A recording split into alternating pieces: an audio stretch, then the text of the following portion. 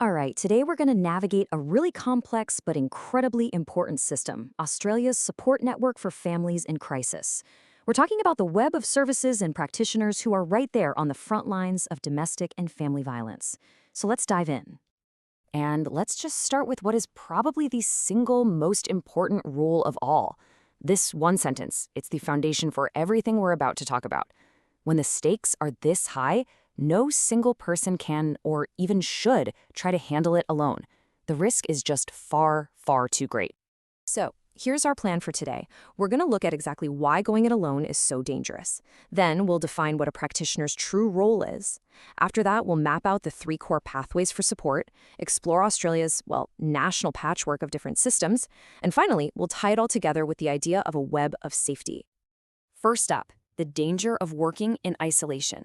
And look, this isn't about any one person's skill level. It's about the sheer, overwhelming complexity of the problem itself. You see, a single case of domestic and family violence is never, ever just one thing. It's always a tangled knot of really tough issues. We're talking about deep-seated trauma, the constant threat of risk going up, and very often other challenges like mental health issues or substance use. Then you add in financial abuse that can lead to homelessness, the very real harm to kids, and getting the police and courts involved. It becomes pretty obvious pretty fast that one person just can't be an expert in all of that. So that brings us to the practitioner's true rule. If they're not supposed to be a lone hero, then what are they? Well, there's something just as important, a skilled navigator. Knowing their role really means knowing their boundaries. A family dispute resolution practitioner, or an FDRP, has a really specific and vital skill set. They absolutely can identify violence, they can screen for risk, and they can make targeted, sometimes life-saving referrals. But it is just as crucial to know what they can't do. They are not therapists, they're not private investigators or lawyers. And sticking to these professional lines is what makes the whole system work safely and effectively. Yeah, and what's so powerful here is how it spells out their authority versus their limits. A practitioner's real power is in their ability to see the bigger picture and connect people to the exact help they need.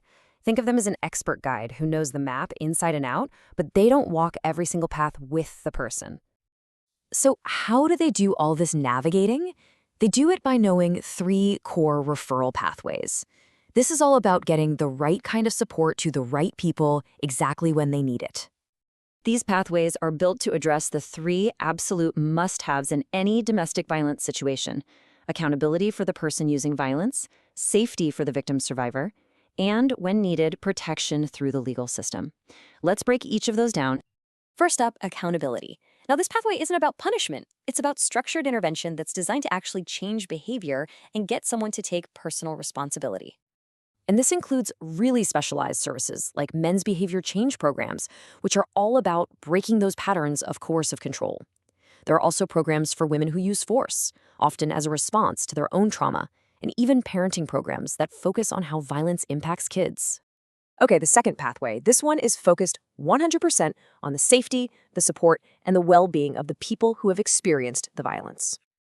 And this is a huge network. It can be anything from immediate crisis help through phone lines like 1-800-RESPECT to specialist advocates who can help you navigate the court system, and even practical stuff like housing and financial aid. The whole point is to provide this kind of wraparound support for both right now and for the long haul. And the third pathway, this is the one that brings in the formal power of the justice system for those times when safety has to be legally enforced.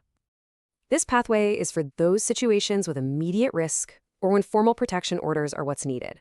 So we're talking about referrals to the police, to legal aid for advice, and so critically, to child protection services anytime kids might be at risk of harm. And this just perfectly shows how these three pathways come together to form a complete toolkit. They aren't just separate options you pick from. They're interlocking parts of one single strategic response that's designed to deal with the whole family dynamic safely. Now, while these three pathways are always the goal, how they're actually delivered can change a lot, depending on where you live. And that brings us to Australia's national patchwork of systems. Right, because Australia is a federation, we don't have one single national system for domestic and family violence. Instead, every state and territory has basically developed its own laws, its own frameworks, and its own service systems. I mean, just take a look at the difference between our two biggest states. New South Wales uses the Safer Pathway framework, but Victoria has the Maram framework. NSW has a central referral point. Victoria has the Orange Door hubs. They're both trying to do the same thing, create integrated safety, but they're using totally different language, different systems, and different tools to get it done. But, and this is a really important but, there is a crucial piece of national glue that holds this whole patchwork together.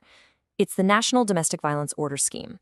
And what it means is that a protection order that's issued in Perth is totally enforceable by police over in Brisbane. It makes sure that safety doesn't just stop at the state board. Okay, this brings us to our final and, I think, most important idea, viewing this entire complex system not as a maze, but as a web of safety. This quote just says it all, doesn't it? When all these different agencies work together in the right way, they achieve what no single service ever could on its own. They bring down the risk, they support change, they boost safety, and they create real accountability. Every part of the system makes the other part stronger. So, when you look at all these different services and laws and pathways, it's really easy to just see a confusing mess of bureaucracy. But a much better way to think about it is as an intentional, even if it's imperfect, web of safety. Every referral, every phone call, every connection between agencies, it's another thread in that web, and it's designed to catch and support families when they're in crisis. Every single one of those connections matters. And that leaves us with one last thing to think about. This isn't just some big, abstract national system. It's built out of local services, local police, local practitioners. So the real question is, how strong is that web of safety where you live?